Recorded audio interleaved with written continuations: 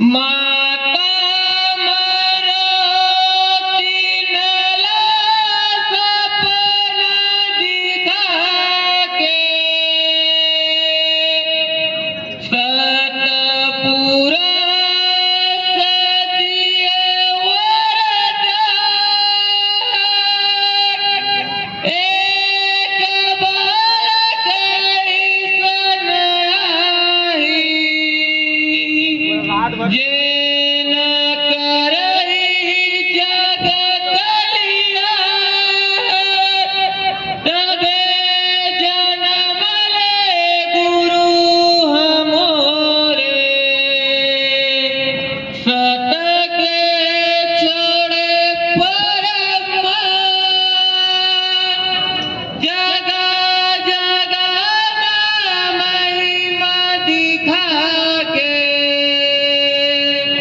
हो गे अंतर ध्यान। बोल रघुदास बाबा की सतनाम की गिरदापुरी माँ जन्म लेके सत के छोड़े परमान जगा जगा महिमा दिखा के हो गे अंतर ध्यान। पूरी माँ जन्म ले गए सदके छोड़े परमान जगा जगा माँ महिमा दिखा के हो गए अंतर ध्यान। हाँ गिरदापुरी माँ जन्म लेके